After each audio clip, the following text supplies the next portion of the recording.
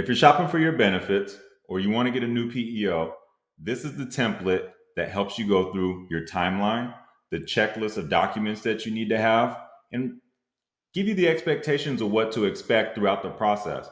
We're going to cover in high level detail how you get this done in the most efficient manner possible. And this is the same exact template and process that we take our clients through when we're first doing an employee strategy session and we're figuring out the benefits, what PEO they should use. This is how we start off. Okay, so let's go ahead and dive right in. All right, I'm going to move myself on over here. Looking at you down here. Cool. First thing is, today is October 17th, let's say. And let's say we schedule a strategy session. We want to figure out before we do a first meeting, when do we want to have our benefits effective date? Why is this so important? Well, literally, it is going to run this entire process for you as soon as we figure that out. So in this example, we put 1-1. I mean, look, you can change it here. If you made it 2-1, all of a sudden you got 75 days, right? If you want to be 4-1, you got 135 days, which sounds like a long time, but depending on how large your company is, I mean, you want to give yourself as much room as possible. But we're going to go with 1-1, and you have 45 days to the decision. So what's going to happen between the benefits effective date and today? Well, let's say we want to schedule a meeting for 10/20, right? Which is, I believe, a Friday. Now, if we were to go ahead and say, you know what, we're going to hold off on this. We're going to punt it to the 25th because Jim's out, right? Now, all of a sudden, that crunches up our timeline a ton. So there's a few little things that we want to do. We still have 45 days, but now we've basically lost 5, right? So that's why we want to go ahead and get this done as soon as possible. I estimate, like, if you were to reach out to the PEOs on your own today, it might take you 2 to 3 days to actually get an appointment. If you go on the website, fill out a form, do all that. It's got to go through marketing, get assigned to a sales team. Then they call and make sure you're a real person. Then they assign it and goes from there. That's why it can take a little bit longer. So let's go through the decisions. All right, the next thing is, how many people do we want to look at, right? If we look at, let's say, PEO and carriers, let's just say we want to look at 9 different options. Woo! Look at that. All of a sudden, we're at 111 hours. That's a lot. Now, again, this is something that we use for our clients. So you'll see client hours, the business day lapse, calendar days, right? You'll see all that there. What that means is you got about 51 days before you actually need to make the decision and go through the entire process.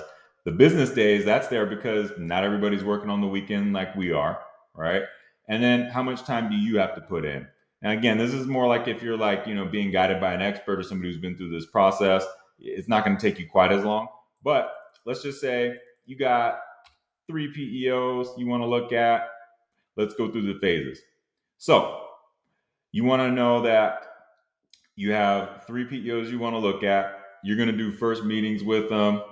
Then you're going to break it down to 2 people you actually want to submit your information to. Then the next thing we want to do is look at all the carrier proposals, do a comparison. It's always wise to have maybe 1, 2, 3. It just really depends on how certain you are and if you've been through this before, whether you've been in another company or not, you liked them. But I will warn you this. Just because you liked one particular PEO or carrier at one company doesn't mean, unless it's the exact same people, that it's going to work the same for you, right? If you worked at a 10-employee company, you absolutely love working with Gusto. Probably doesn't make sense if your company is 10,000 employees. It's a little ridiculous of a comparison, but it's just a proof point.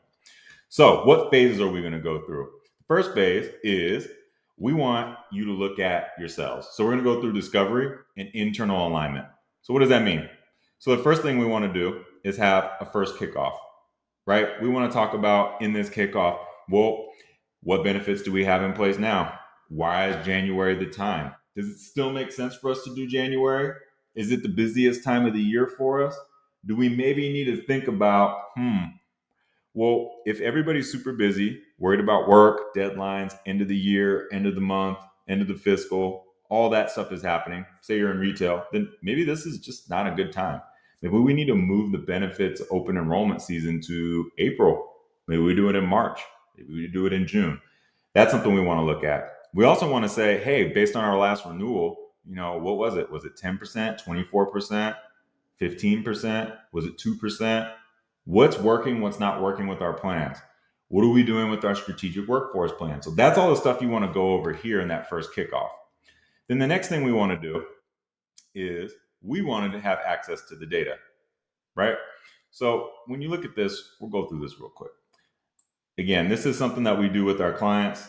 Normally, we would want to get access to our clients' required data. We'll go over some of that in a second. But access to the data means you have certain documents that are required. So like employee census data, you need access to payroll reports. We'll actually show you this here. So you have like an urgent task list you want to go through, right? Here's some of the things you want to get done. We'll review this in a second. We're going to go into the required document section. So when you look here, you have employee dependent census, you have summary of benefits, you have medical renewals, current PEO invoice. We'll get in a little more detail here in a moment, but that's what we mean by access to the data. Then the next piece is the RFP process. So what you want to do is set up a time to have your first meeting with each PEO that you're considering, whether it be, like, hey, I want to meet with TriNet. Well, they have a certain sales process. I want to meet with JustWorks. They've got a certain sales process. Hey, I also want to look at some options with a broker, right? And see what carriers should we work with? Should we do level funded plans? Should we do self-funded? Should we be on the small market? Should we prepare for large market? What do we do, right? That's what this section is for. Gather all the right info. Then what we want to do is we want to submit the information to each PEO. And everybody has a different submission process. Some people will have portals. Others will tell you to just shoot them an email. Depending on the size of the PEO, it might still be like a handshake and, you printing out a bunch of papers and giving it to some guy who puts it in a suitcase. I mean, there's a lot of different methods to doing it.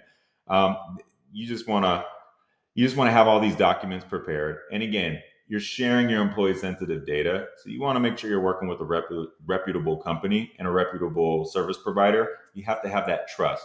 So in that first meeting, you really want to make sure of a couple of things.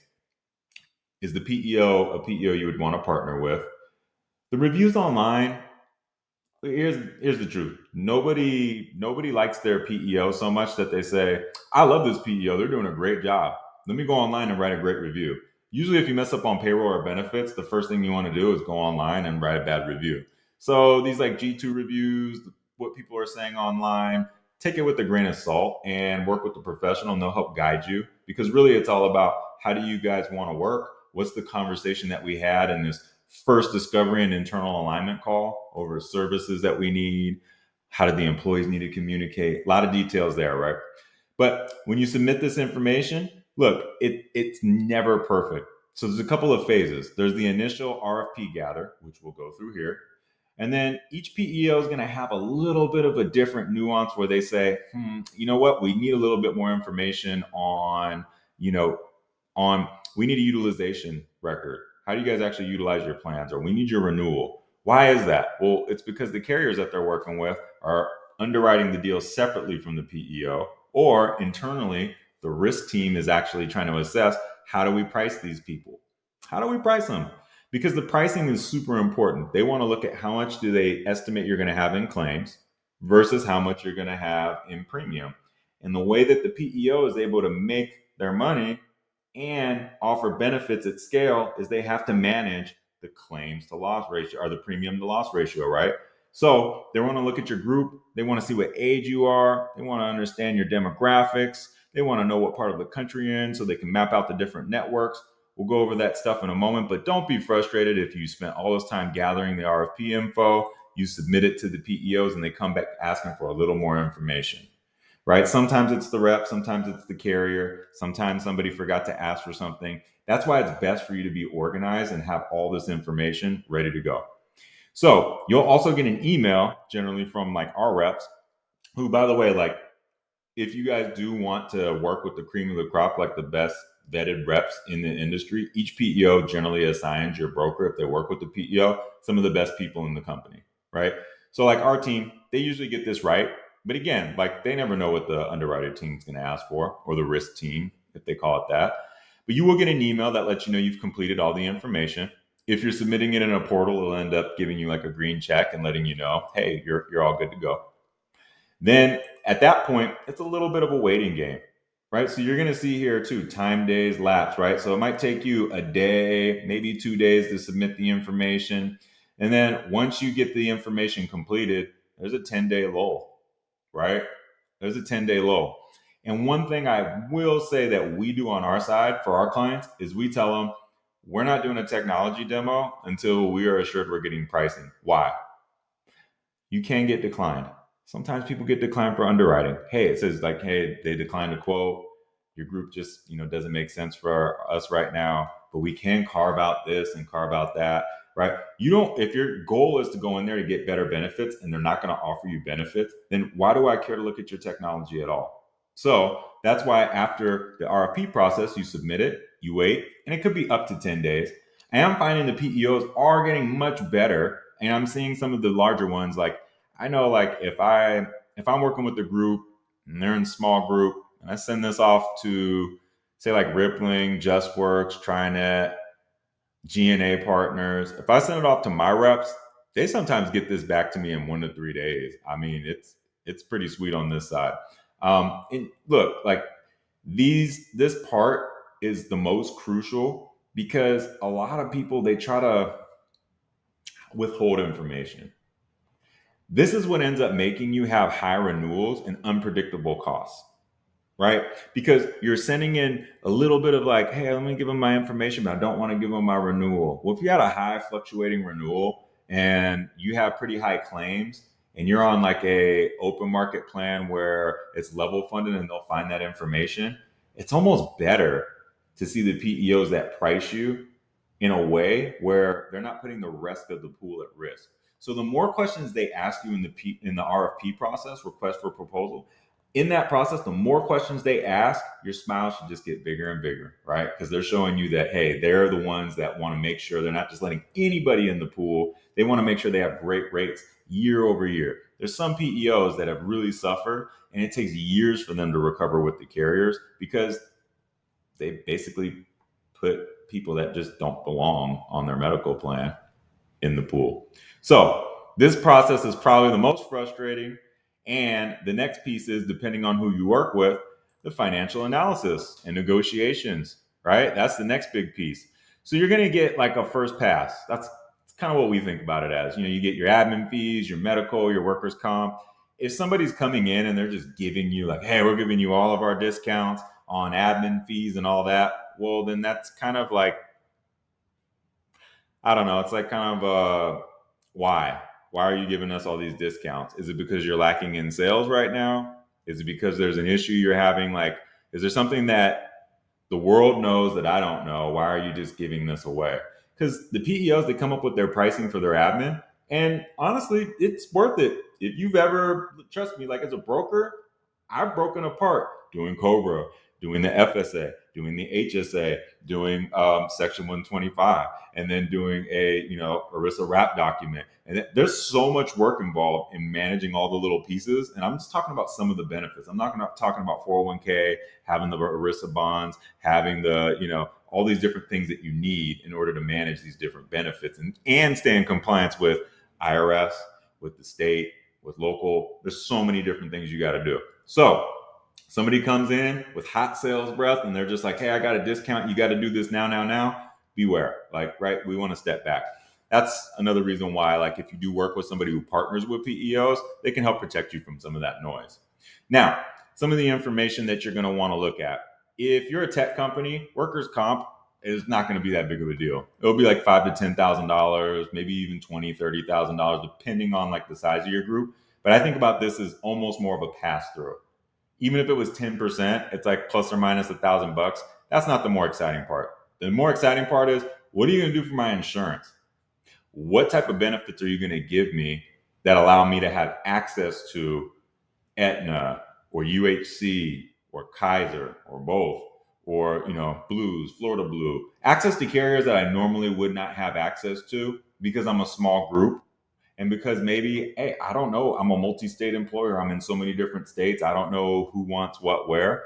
The PEOs do. So the medical insurance piece is super important. Also, We want to see, do we want to work with a PEO that has multiple carrier options? If so, well, how do they do the education and actually teach your employees which plans are right for them? Because last thing you want to do is come up with some complicated benefit strategy, and all of a sudden you look outside your door and there's just a long line of people not working, not being productive, confused after 3 benefits enrollment meetings where they're just like, I still don't know what the plan is. I don't understand it. I have this one thing going on. How do I roll it over? All those things, super important for you to like dial back and say what works for us. So medical, that's the most important piece, in my opinion. Admin fees, that's the next piece. Understanding this is super important. Are they charging a percentage of payroll, or are they doing a straight admin fee? Personally, I don't think it matters which model they use. They're going to get to their number either way. Now, when you're doing this type of analysis, you want to really understand, like with the admin fees, if it is a per employee per month fee, what are you getting for it? Is it more technology? Is it more service?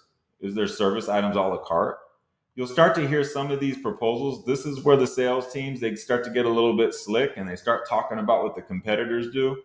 I personally say this: hey, if you don't work at the company, you can't speak to it. I don't care if you work there. I've worked at all the largest. I've worked at ADP. I worked at Paychex. I worked at TriNet, and I still lean on my reps and the contract, right? And I ask my clients to walk through and ask certain questions because I have general knowledge. But at the end of the day, the relationship's going to be between you and the PEO, or you and the carrier. My job is to help you find which one's the right one and warn you of all the things as we talk through the actual buying process. So if you're going it alone, really want to make sure anytime you're like talking to a sales team, the best of the best, they'll invite you, go talk to our competitors. If you want to know more about how ADP works, you should chat with the ADP rep and ask them these questions. They might give you some questions to ask, right? But again, you want to be wary of those types of conversations in the sales process. Pre-tax strategy, you want to know, hey, if we're getting billed for admin fees, what's the pre-tax strategy? How does that affect us? Which states do we have to have our own accounts in? What do you do as the PEO versus not, right? So these are some of the details where, depending on your industry, depending on your setup, this can be super important. Now, once you've gone through all of this information, you want to go to the pricing adjustments. Now you want to pitch to them. And look, here we have, again, like the time, the days.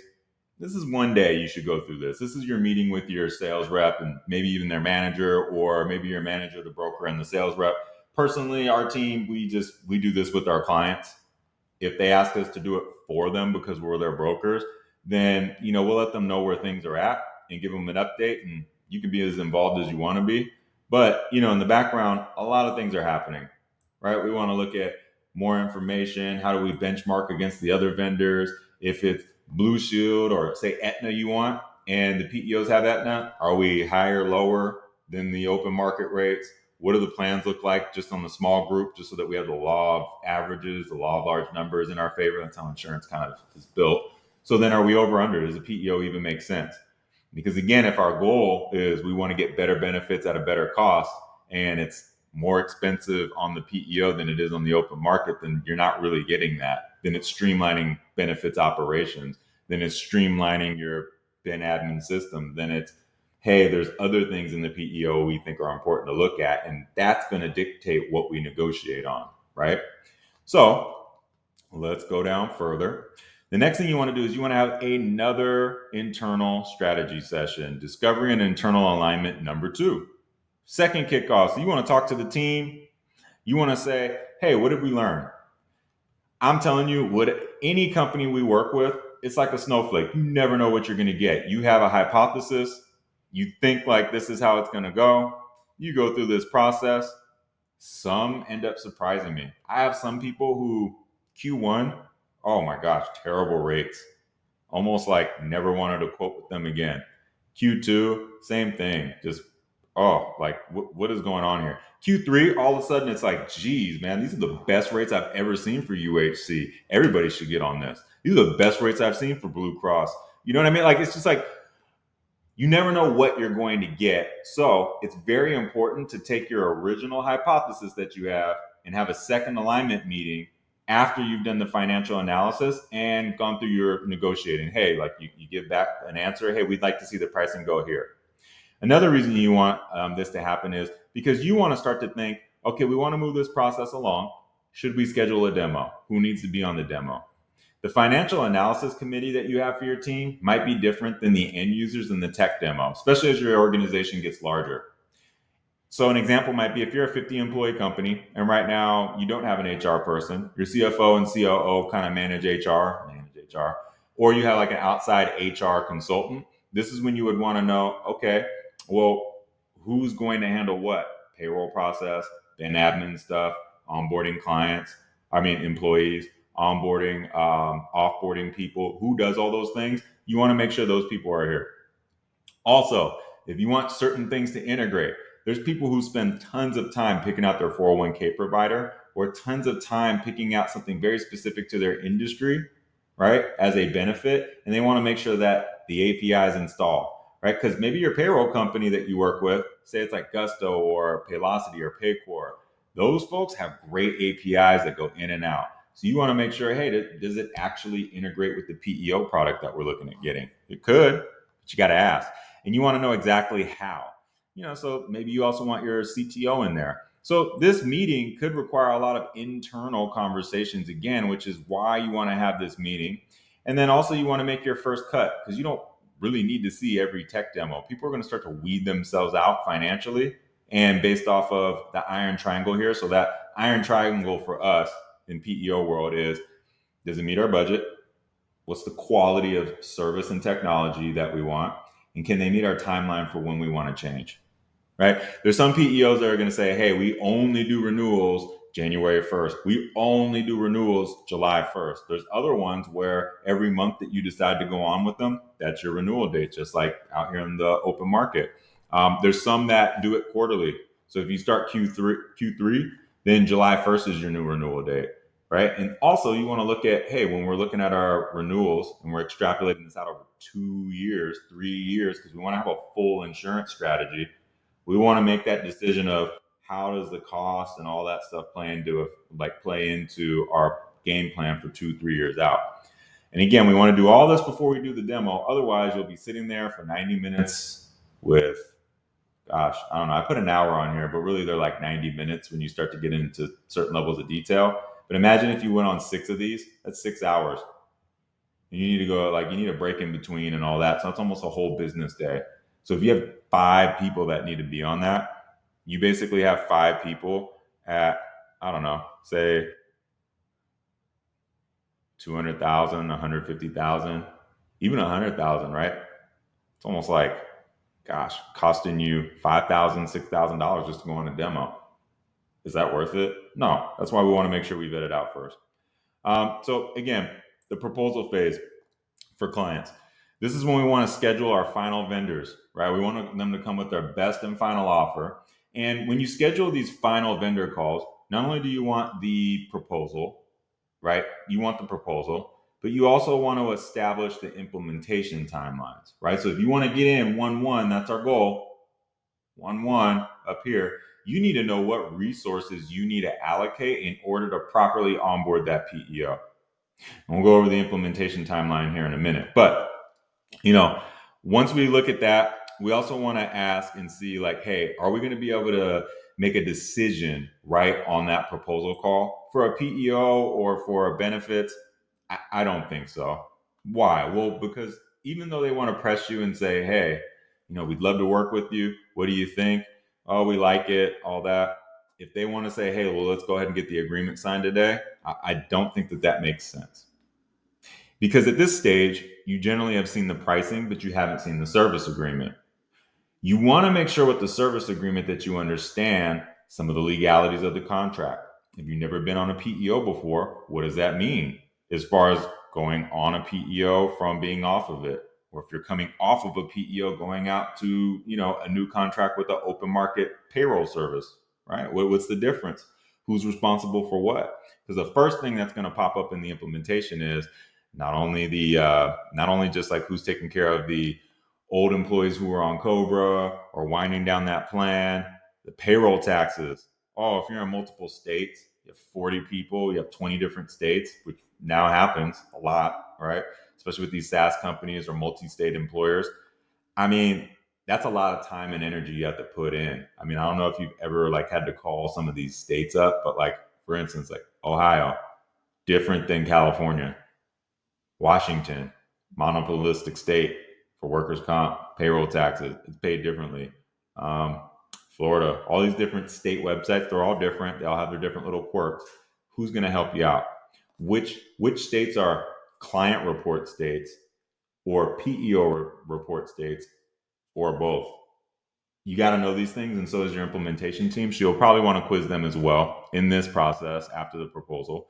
And then look, you want to have a final decision day where after you reviewed all the proposals, you like the numbers, you like the plans, you pick one that you really feel great about, right?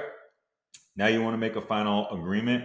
And look, like you should ask for in this proposal stage for a copy of the agreement so you can check it out. But, after you've had a chance to review internally, generally we find it's somebody's job to really look, tick and tie all the terms and conditions and do the final signatures, right? Because they can give you a preview, they can do all that. But then again, it has to happen again where whatever contract they send you in DocuSign, somebody's got to authorize and sign it. Whoever does that needs to make sure it's reviewed correctly, that it says everything in there that you agreed to verbally or in email. You want to make sure that's all nice and tight. And generally, I say that might take like anywhere between 1 and 3 days for some companies. But again, if you're working with a professional or you've worked with these people before, or they make it super simple for you, I mean, you can get that done in one call. You can get that done in an hour. You can get that done pretty quickly. But we generally like to say, hey, this might take 4 days, especially if it needs to go internally and then get outsourced to legal. All right. So implementation. We were talking about implementation for the PEO or employee benefits, wherever it is, your carrier, your relationship with them, they usually have their own app. Same thing with the PEO. If you work with Aetna through TriNet or through JustWorks or UHC through Insperity, anything like that, you still have access to their technology for the carrier. But generally you want to find a way to synthesize all that stuff, right? So how do you do that? In the implementation process, you're going to have to transfer over your payroll data. If it's 1/1, you don't have quite as much stuff. That's why people like 1/1. They say, hey, it's a new tax year. I don't have to worry about doing an audit. Did we pay all the taxes? Those types of things. But truth be told, it really, who cares if it's something you want to do mid-year? You got enough support around you, and these people are open 24, not 20, 365 all year long. This is what they do. So let them do their thing and help you out with this process. But you want to make sure you have a vendor kickoff, right? Whether it's the PEO, new payroll provider, Ben admin, whatever it may be. Then you want to prepare and export the data, which, by the way, is going to be a lot of the same info you used in the beginning. But you're going to want to make sure it's updated, because if it's 45 days old, you might have put people on, taken people off. It's worth it going through it again. Then you want to finalize your benefit strategy, meaning what's the company's contribution, right? So an example might be if your plan, let's say you gave $1,000 and you weren't on a PEO before, but now you're paying an extra $200 a month for people to be on the benefits, well, or even $100 a month. It's not $1,200. Do you want to shift that to the employees, or are you going to eat that as the employer? Or did you end up getting a $500 or $400 savings in the plans that were $1,000 are now $600, and you want to just split it equally, right? It depends. That's why we want to have a benefit strategy session and figure out exactly what it is we want to do, because we're going to put that in the system, and we want to plan for open enrollment.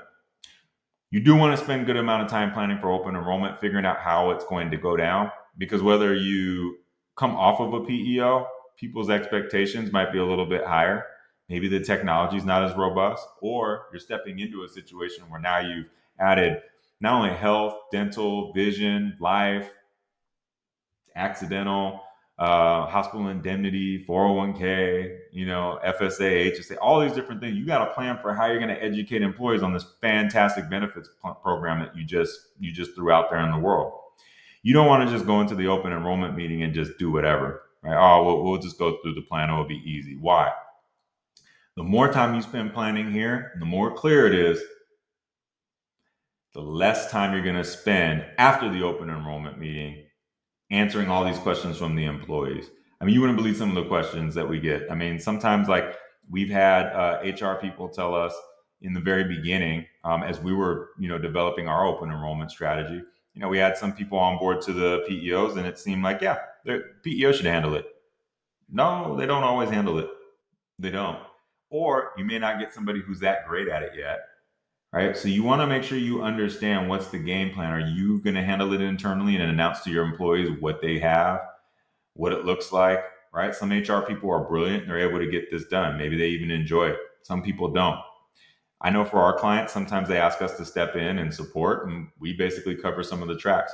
We also have, like, for our clients as well, we have certain HR business partners that are in our network and our ecosystem, where usually this process, the open enrollment, this is where they come in and they start helping you put in the systems. Like, we got one partner where they're specialized in doing implementations. They used to be employees of ADP or Trinet or Rippling or Insperity, and they're experts at doing this. They're used to doing this 60 times a month, right? 2 or 3 times a day. This is all they do all day long. Brilliant at it, right? You can get somebody like that that's a service provider and help you out. The next thing we want to do is we want to prepare for our first payroll. That's super important. There's 2 things you don't want to mess up when you're making this transition. One, you want to pay people on time. 2, you don't want to lapse in coverage for the insurance. But you already covered that because you got open enrollment. And the first payroll review, you want to make sure that the numbers are right. You want to make sure that the deductions are correct. You want to make sure that the deductions align with the open enrollment selection that your employees had. And you don't want it to even be off a penny, because it will kind of mess up your report. It will mess up your reports. Your 1094C, your 1095C, the employee's W-2, all that stuff might be messed up. And you want to make sure that the payroll is done smoothly. Because as great as these companies are, they're going to, PEOs, they take on liability for a lot of things. They're going to tell you you're responsible for the information that you give us, because we're responsible for making sure that once submitted, it's properly remitted to the right tax entities, your workers' comp is paid. We're going to make sure your employees are paid on time. All those things will happen. Yes, but it's going to be based off of what you tell them to pay, because you have control of who works there, how much they make, and who to pay how much. Right? Account strategy review. The implementation process is a good time for you to understand the account strategy. So I don't want to sugarcoat it. If you have time and attendance needs and it's pretty heavy, the first payroll or so, you're probably not going to have the same time and attendance. It's not going to be all integrated. Not, especially not if we're doing 45 days. No. If they tell you that they can have it all implemented and ready to go the day one, then, like, you'll know it because you will have gone through all your processes. If they're not even aware of how you collect time and who needs to actually click a button, which managers need approval, is there a VP that needs to be involved? Are you using Kronos now? Are you, do you have job costing and labor distribution reports? If you haven't gotten into those details, there's no way that it's absolutely getting done on day one. And that's okay, because you're still collecting time today and you can find a way to keep that strategy going. But that's why you want to have an implementation timeline where they should review that, and also your account strategy review, so that you can see, like, well, when are we going to start to phase that in? Is it in 6 weeks? Is it in 10 weeks? Is it, next quarter? Are there other more important items that we need to focus on, like recruiting? Because maybe we just have all salaried leaders right now and we're not in that phase where we need to collect time. That's why we want to have an account strategy review. And your implementation, for the most part, I mean, look, a lot of the work, when done right and done well, is done up front over here. So getting this implementation, I mean, it may take a couple of meetings, 2, 3 meetings, but if you've been guided by somebody who knows what they're doing along the way, then this is a pretty smooth process. We estimate, like, for our clients, it typically takes like 5 to 6 days, if that, and that's going through all this. This is generally like maybe one meeting, and then you get a homework assignment. Same meeting, and then you get a homework assignment. And then you do another meeting. This is probably what will take the bulk of your time in onboarding. Payroll, that should be one meeting, because you're going to work with a payroll specialist or an implementation specialist that does payroll implementations all the time. So again, this is the implementation process here. It takes about 6 days in total. Probably take you a total of like 5 to 10 hours, just depending on how good your team is at doing this. Now, moving forward, what do? We want to have an account management strategy. So what is that exactly? We want a 30, 60, 90. We want to look at the enrollment monitoring, meaning, hey, do we want to, like in the first 30 days, once people enroll, is there any issues people have? Is there deadlines for carrying over continuity of care? If nobody's talking to you about continuity of care, then you should probably have a broker that's like helping you out with that or chat with them. If you have a broker that knows PEO, they should get ahead of this stuff. If you have a broker that's opposed to you going on a PEO, but you guys really want it and they're a little resistant, well, that's probably why you're going on the PEO, right? 60 day. This is where we start to see issues from first 30 days. Were they resolved?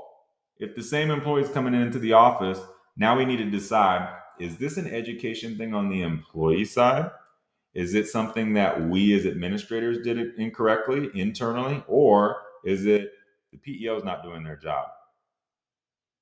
It's one of those three. So we have to figure that piece out. And that's why we want to have a 60-day like monitoring session. If everything's smooth and nobody's complaining, you can just go ahead and say, hey, we don't need this. We can just move on. And again, look, once we say, hey, like we're making some noise, we put in a support ticket, we call our rep, we email somebody, we say, hey, our employee needs help. What's going on here? At 90 days, if we haven't resolved it, then that kind of tells you the situation you're in. Maybe we made a bad decision. Maybe it's time to look at something else. Maybe maybe we got to start getting a little bit aggressive and figuring out like how do we get out of this contract and wind it down. But it is a lot of work to uninstall a PEO after you just put your employees through this whole process. And it could be a lot of work to go ahead and vet out another solution. And if you do, how long is it going to take you to do that? Do you have the bandwidth to do it? Again, that's where like some people, they do it on their own. They make some mistakes along the way. They learn their lesson, they live with it, and then they come back, like a year or two later, they're with a new company, or hey, they're looking at providers again, and that's when they usually like might call somebody in. So, these are some of the reasons why you want to have like a really good process built in place. This is the process we go through with our clients, and it helps us really figure out like what's the best route. And we want to make sure people are happy with it. Because you don't want to switch providers every year, 2 years. It would be ideal for you to stay with the PEO at least 3 years, as long as the insurance is, still working out, as long as the service is still working out. Some can change. And, again, if change is something that you're afraid of or something that you don't like, that's why in this process in the beginning, we want to start bringing up like, hey, what is our strategic workforce plan? Are we going to go from 5 employees year 1 and 2 to 20? Or are we going to go from 5 employees to 105? What's the difference? Right? There's a huge difference. But how do we want to manage that change?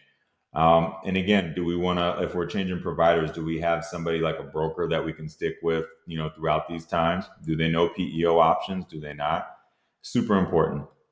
Okay, so that's the timeline overview, right? That helps us navigate our process.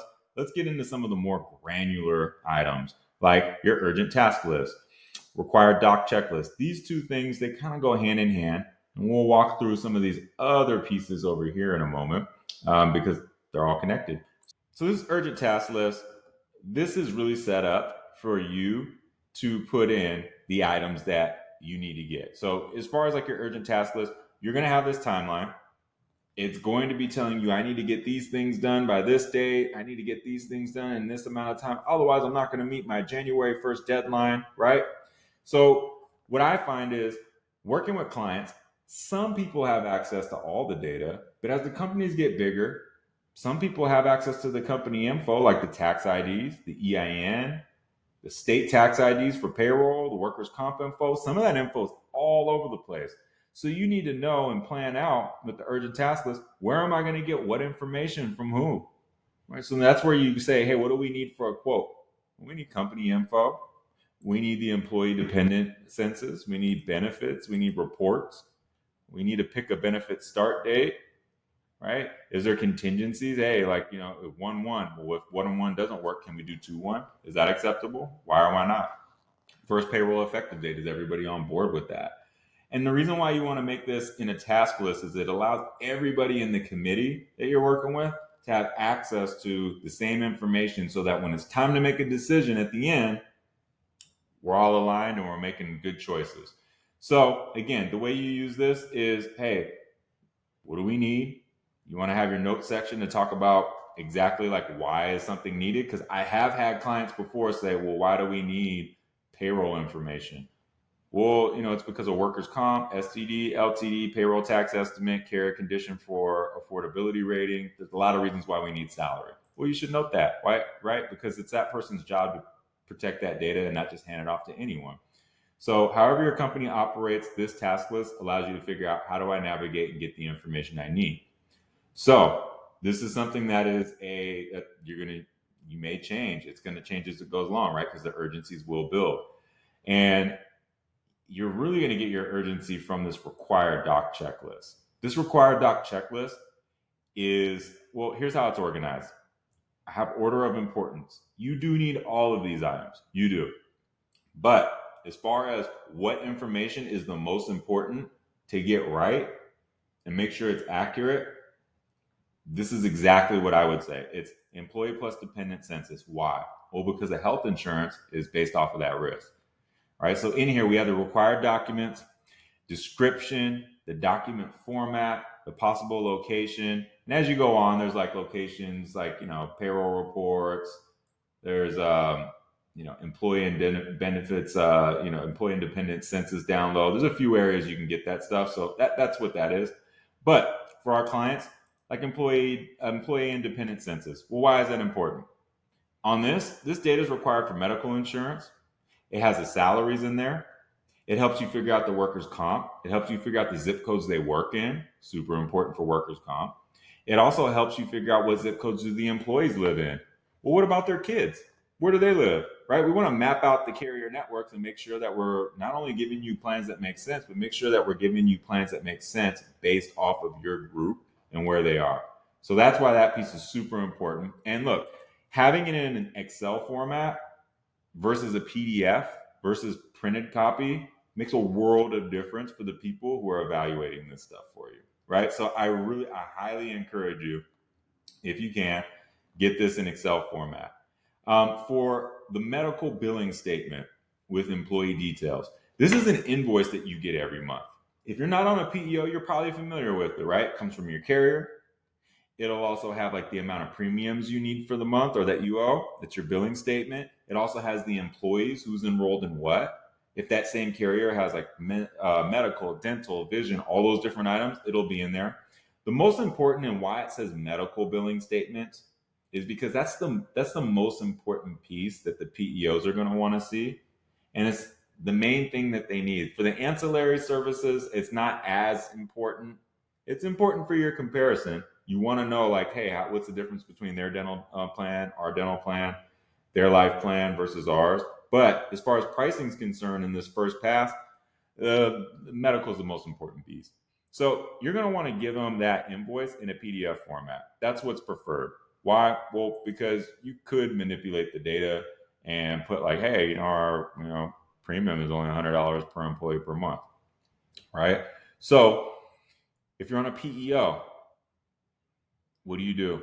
If you're on a PEO, you're probably not getting the invoice directly from the carrier. You're getting it from your PEO provider. So generally they accept like a benefits deduction report.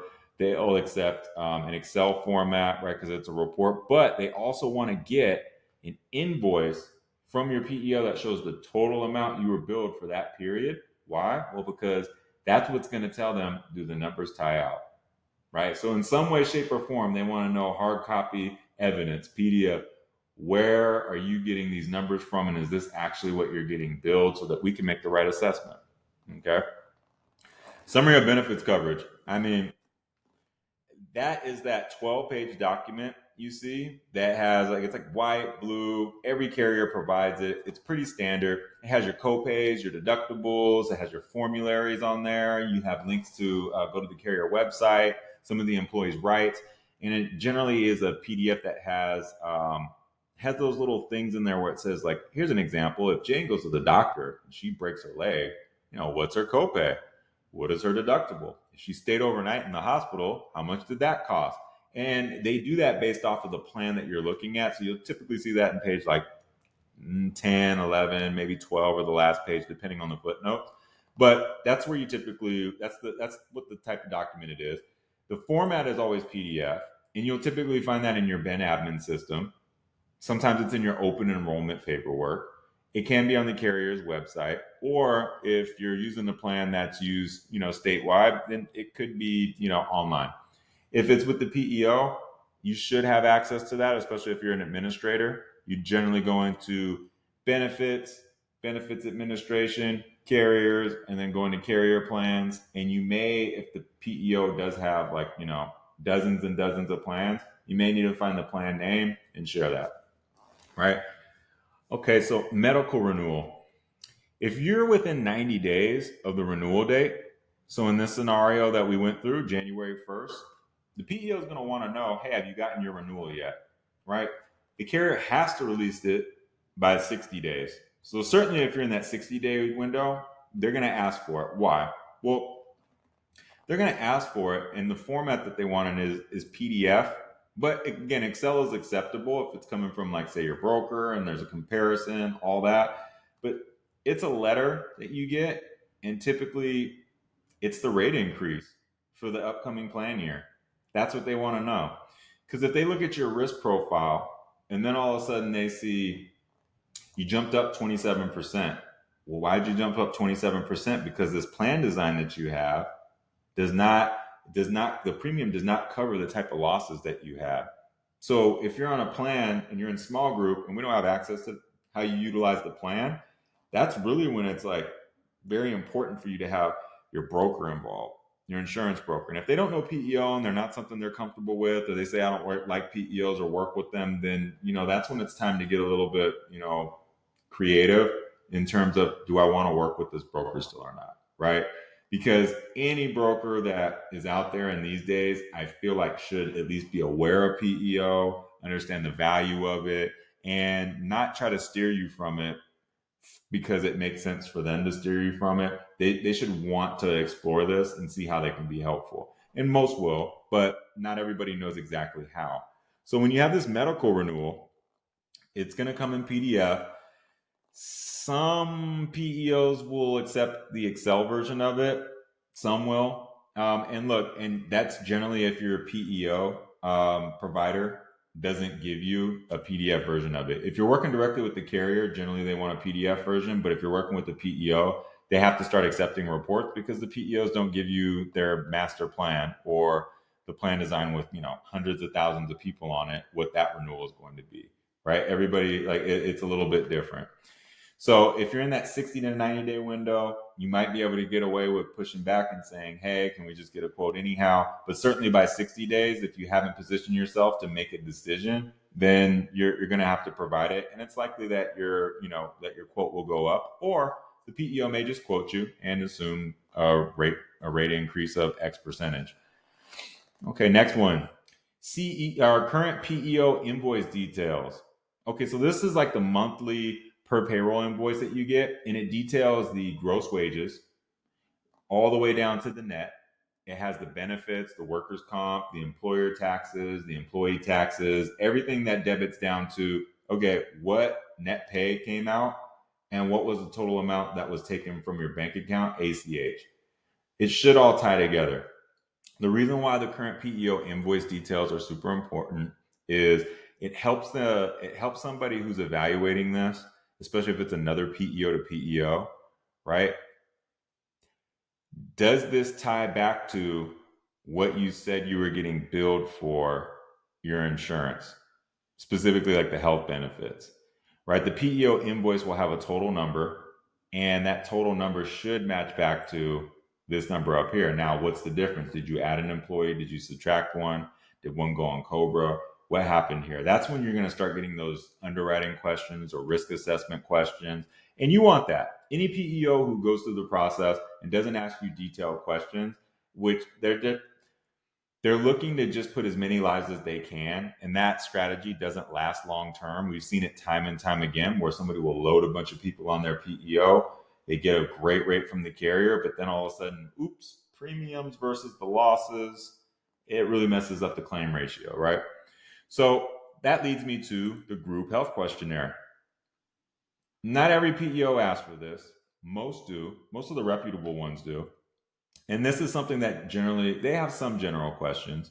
And the reason why we leave the general health questionnaire out of it at this point is mostly because depending on which PEO we go, our clients, they may get different questions from different carriers, which means the PEOs may give them, a different checklist. If it's say Insperity, they're very thorough, right? They want to know a lot of things.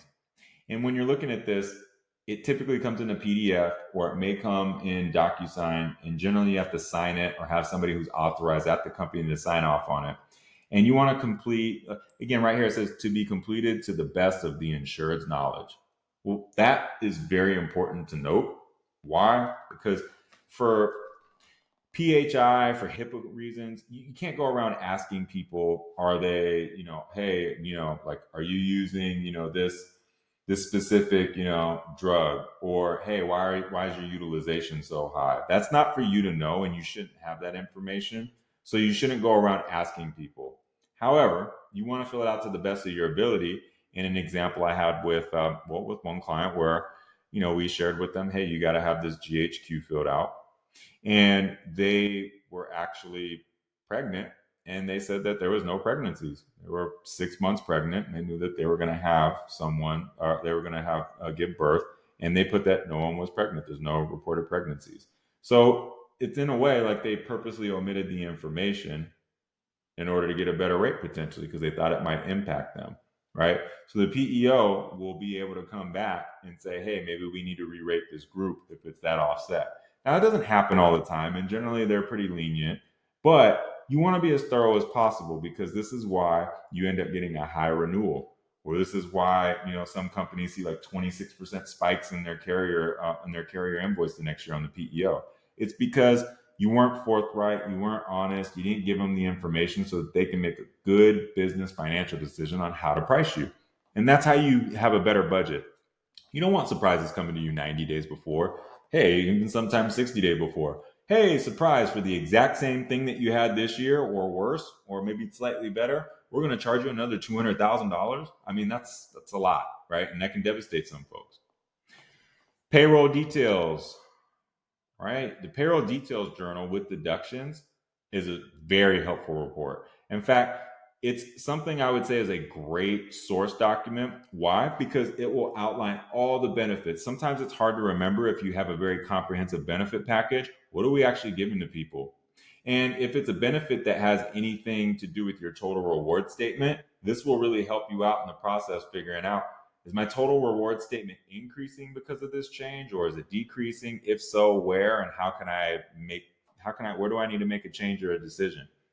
Which then goes into your open enrollment strategy, which then goes into your communication plan, which goes into a lot of the things that we need to use somewhere down the line. So that's why it's very important. Benefits register. This shows you exactly who's enrolled and who's not enrolled, right? And you want to get the benefits register where they have the employee and the dependent information, because that does help you not only confirm their census data, but the amount of premiums that you cover as an employer, what they're putting in as an employee, which lines of coverage, why they're waived, the reasons. Because when you are looking at the PEO, they're going to want to know what your participation levels are. They're also going to want to know, hey, why are people not actually enrolling in your plans? So we had a case recently where somebody was less than 50%. They dipped below that number. 33% of the employees were using the medical benefits. So now you go to the PEO, and the PEO says, hey, we need to have at least 50% participation for this to make sense, right? And stay in compliance. Well, we were able to make the case because the waive reasons on all of those employees unanimously were, it's too expensive, can't afford it. These are people who are making $45,000 a year and having to pay $400 a month for employee-only plans. And these are a lot of people with families, meaning that the price was double, maybe even triple what that would be as far as a contribution. So they were coming to the PEO specifically to leverage their buying power, get better benefit options, become an employer of choice. And that is the reason why they came to the PEO. And when we can share that story with the vendors, that's when we start to be able to get their support in figuring out how can we give them the best opportunity to accomplish this. Because at the end of the day, that's what the PEOs are all about. And again, that's why you need to do the benefits register. So PDF is acceptable, but in this case, I would say Excel or CSV is preferred, right? And you would find that either in your PEO, your HRIS, your payroll, your admin journal, our admin portal. That's really where you want to go to for this information. You can typically download it. If you do have workers' comp and it's over, well, every PEO is going to be a little bit different. But if you're like a software company, workers' comp is almost like a pass through. If you had some losses, you'll definitely want to share it because you're either going to have to sign off that, hey, we've had no losses, or you're going to have to provide a loss run report of 4 years, or some companies that haven't been around 4 years, just hey, back to the end of time. And usually you'll get this in a PDF version. Sometimes Excel is acceptable depending on how it was downloaded. But you would get this either from your PEO provider. You usually have to request it, or you'll have to get this from your carrier admin portal, right? Or you may have to get this from your broker if you don't know how to do that. Now, a lot of people tell me, hey, I don't want to get this information because, I don't want my broker to know that I'm shopping and looking at other items. Completely understand that. That makes sense. If that's a point of contention for you, sometimes you want to ask the sales team, hey, is there anything I can do to get a quote, at least for the benefits piece? How important is the workers' comp in terms of like pricing? And sometimes they can work around it because they run into that problem quite often. Now, I'm not going to say that you should omit that information. And the reason why we say optional is a lot of times our clients will get exceptions for that, especially if we're not actually doing the workers' comp for them.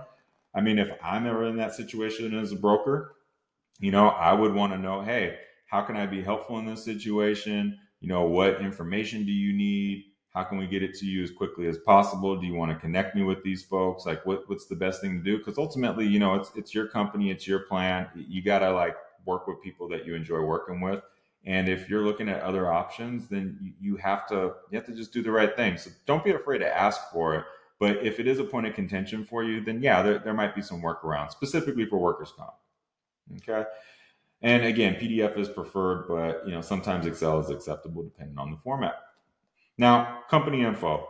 This is basic company info. I mean, this is information that they can get, almost online. But when you're filling out your forms, when you're turning in this information, be prepared. You're going to want to know your company's legal name. Legal name meaning like your tax ID number, like when you do the IRS filing or your corporate paperwork. How are you showing up on that document, right? Do you have a DBA? What's your corporate structure? Meaning, are you an LLC, you a C Corp, LLP, sole proprietor? I hope not a sole proprietor in this situation specifically, because they'll have a lot more questions for you. And, generally that would potentially not make you an employer. You might be an independent contractor. And that would let us know, hey, maybe this is not the right solution for you right now. And there's other methods. The EIN. You want to take your EIN number because that's how they're going to identify you when they look at, one, your quote. Two, if you do end up making name changes or anything down the line, they can make sure they still are able to say, hey, this is this group. This is the files that we have on them. They're going to do a curve census, which basically means they're going to go back into the medical information bureau, figure out like, hey, how do we rate this group? How do we make sure we're giving them the best premiums for the risk? City, state, zip code, country, all this stuff is super important just because they want to make sure it's you. The main things to highlight though are the state and the zip code. Why? Because this is going to tell them which carriers they have access to, even on a PEO. Give you an example, some of the groups we work with, if they're headquartered in Florida, they might have Florida Blue as their national plan. But if they're headquartered in California, they might have, Blue Shield of California, right? So it really just depends on your zip code, your state, and country, right? We do want to know your U.S. company info. That's what's important here. If you do have an international company, right, they may ask you additional questions. Generally, like I wouldn't put it into the basic information that we're sending out. Let each PEO ask you those questions. And some of our providers do international and global payroll. So it might be a really cool way for you to streamline everything like we haven't been able to before. So again, this is basic information they ask. And you may not have all these things, particularly the tax ID number. You may want to confirm the IRS name and the company address with the IRS. but before you go into the sales conversation. Okay, so the employee census, we'll go over this. In this employee census, we try to streamline all the information that you're going to need for the employees and also the dependents. So if you look here, we have, this is exactly what it is. We need first name, last name, gender, date of birth, home state, all that information. But here we have required employee data and required dependent data. Why? Well, because they're different. So the employee, we want to know first name, last name. This is medical insurance stuff, by the way, for the most part. Gender, date of birth, what state are they in? And this part is super important because it's going to be different than their work state. The dependents, if you notice, they don't work there. They're not a remote worker or not. So that's why we basically stop right here. This is where the dependent info stops. We just need to know the health coverage level, the home zip code, the home state. And yes, you want to confirm that if you have these as the same item, sometimes, somebody might not live with their spouse in the same state, or they may not live with the dependent in the same state. Maybe they're separated. The child may live somewhere else, maybe off to college. There's a lot of different reasons why, they may be in a different zip code or home state, and it's important for you to notate that. Also, the health coverage level. Some of our clients, they may end up covering for employee plus child, but not the entire plan 100%. And, maybe in this case, right, Jonathan here, he gets employee plus child, and Jane at her job, she actually gets 100% paid for employee only. So maybe they're Jonathan and Joshua, they're on the same plan, and Jane's on a separate plan. So then it would be waived employee plus child, employee plus child. It's still important for you to have that because then for the waive reasons, right, we want to have some of that information in there. And look, the waive reasons, you don't have to put that on the census. It doesn't really come up there. But when you go back to your source document, like we talked about in the other piece with your, benefits deduction or your benefits election, report, that's going to have the waive reasons in there. And it's good for them to know that, especially if you're low on participation. Remote worker. This is important for workers' comp purposes, right? They want to know what state are you in? Where's your work zip code? In this case, right, if he's remote, he's in California and his work zip code and his home zip code are the same, he may work at his home, which would be different than if he worked on site at a company where, there's like forklifts and tractors and all these different things, which brings me to, well, what's his job title? If you're a forklift manager, how are you at home? If you're like, supposed to be running forklifts in, a warehouse, then that's going to let us know that this information may be incorrect. And it's really important because if workers' comp is a big deal, their rate, their comp code, we want to make sure that's accurate. And so do the PEOs, because again, they want to give you an accurate quote. They want to give you information that makes sense. They don't want to have to re-rate you later on. If you get all this information ready up front, it's really good to do that because, again, you're going to get the best quote as far as the most accurate quote. Employee status. Full-time? Are they part-time? Are they on COBRA? They're laid off?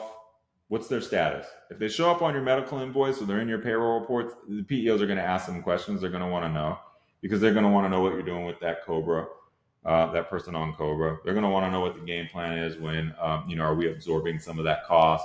Are we putting these people onto our plans or not? It does become super important for you to look at that info. Your yearly or hourly wages. So this information, again, goes back to workers' comp, but it also goes back to payroll taxes. We want to estimate the payroll taxes on the employer side specifically because those taxes are going to be owed by the payroll company or by the PEO. And if the PEO has to take on that tax liability, they're going to want to know when they do a soft credit check and figure out, hey, is this company in good standing? Like, is their credit in good standing? Can they afford for us to, could they afford to pay not only the net pay, the benefits, the workers' comp, the payroll taxes? Because we're going to pass that through, but we have to check, like, is it feasible for them to afford this solution? So it's very important that you put this information. Also, some PEOs, believe it or not, they do percentage of payroll. So if you have bonuses and things like that, you're going to want to make sure you're very, very, this is kind of like the next level of looking at this stuff, and probably why you want to work with a professional along the way. But how you do your pay is very important in this process. And any savvy, PEO buyer would know what are our common wages that we know are going to be there in terms of wages. And then as far as like, is it salary or is it hourly? Well, that becomes important because if you have people who are at 60 hours constantly, you're going to want to know what double overtime, with overtime in certain states, is it time and a half, 2 times and a half? And that's going to impact the workers' comp rate, which then affects your overall pricing. So again, like this information, it seems like it's very detailed, and it is. A PEO is a very like comprehensive solution. And then, does the job require travel? Well, that's super important to know. If you're going somewhere where there's, let's just say like there's a country at war and it's international, and your employees have to travel there, and U.S. citizens are not really welcome there at this time, then the company's going to want to know, if the nature of business is that employee has to make those travels, what are we going to do for the workers' comp? Do we need to actually put them on our U.S. plan, or do we need to find an expat plan? Right. So some of those things will be in consideration, and it's not that there's no solution if you don't qualify, and it's not going to knock you out. But it's always important for you to just be forthright and give all the most accurate data and information, because that's how we avoid these big surprises. You get your whole company on the PEO platform, and then next thing you know, oh, now all of a sudden we're not going to be able to do business with you in next year because this doesn't align and this claim came up, and we're not responsible, you're responsible, and now all of a sudden there's a little bit of confusion. You want to give the most accurate info. Handling products. If you're a software person, they're going to know that from your workers' comp code. And if you're not in a warehouse, you're not really like handling products, making something physically, like touching or like, producing these products. Are you welding? What are you doing? They want to know. The reason being, again, it goes back to workers' comp. So this is some of the high level information that you would want to put on a census. And PEOs, they have different census templates. Some have one where you just do this information for the employees, and then they have a separate one for the dependents.